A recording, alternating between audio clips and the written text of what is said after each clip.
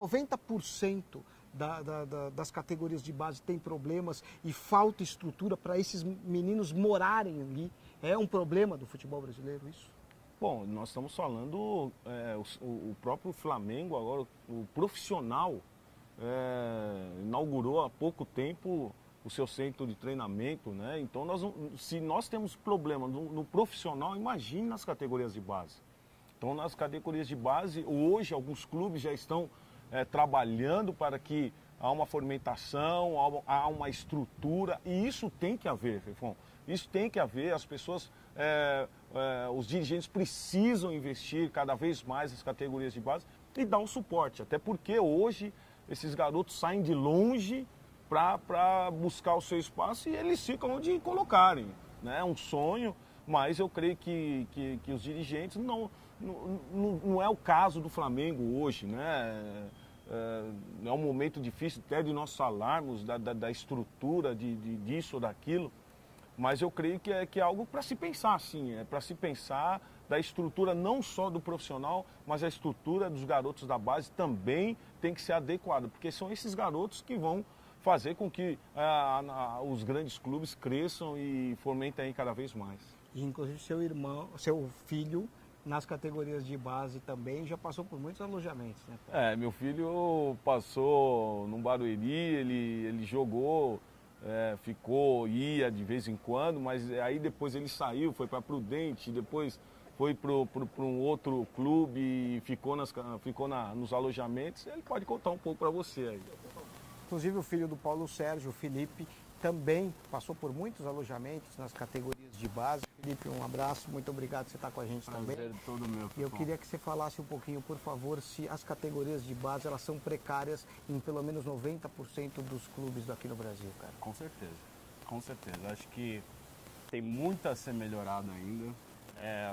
Eu particularmente, eu igual a gente estava conversando antes, eu fui mal acostumado que eu estava no primeiro time juvenil do São Paulo que estreou o Cotia. Então o Cotia é o top hoje, é um dos melhores centros de treinamentos do Brasil.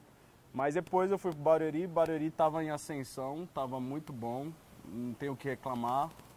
Aí foi a decadência. Aí eu fui parar em lugares onde a gente tinha que disputar a comida, senão ia acabar o feijão. Nossa, então não tinha comida para Então não tinha comida para todo mundo. Então a gente quem chegava primeiro pegava o feijão. Então eu chegava nesse nível de estrutura que para um atleta profissional não tem como ser assim, né? Vocês dormiam aonde? Nesses lugares piores? Então, eu lembro que a pior experiência minha foi numa casa com 25 jogadores. 25 na mesma casa? 25 na mesma casa, tinha um banheiro com três sanitários, né? Então, para 25, com 3 chuveiros para 25 jogadores. Então, você imagina, 25 homens dividindo uma casa mesmo, de 500 metros quadrados, impossível. Então, eu acho que os clubes, eles querem investir nos jogadores, mas às vezes falta investimento no próprio jogador. Então, a gente está vendo, infelizmente, a catástrofe que está sendo, os momentos ruins que a gente está tendo. E eles, pelo jeito, muitos não tiveram saída, né, cara? Estavam dentro de um lugar muito ruim e acabou pegando fogo, o fogo se alastrando.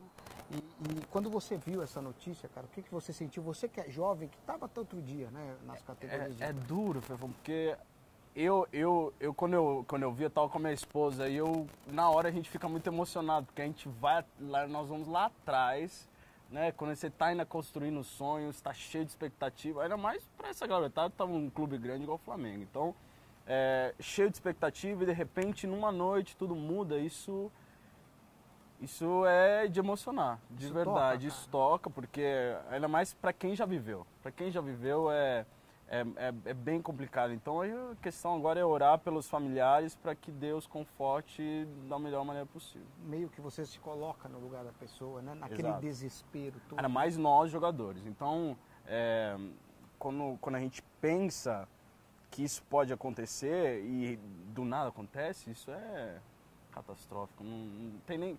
É difícil achar as palavras, não tem como você explicar, mas dói. Dói em nós imagina nos familiares e na galera que estava mais perto, ainda mais toda a diretoria do Flamengo. Né? Ainda mais quando você vê os pais chegando, né? Não. E desesperados. Eu já vejo tentando meus pais, Fefão.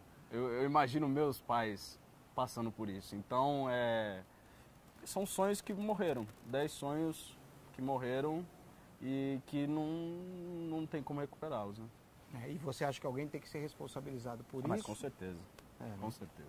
Alguém tem que ser responsabilizado por isso. Porque se eles estão investindo nesses garotos, o mínimo que eles têm que ter é a base, a estrutura para tal.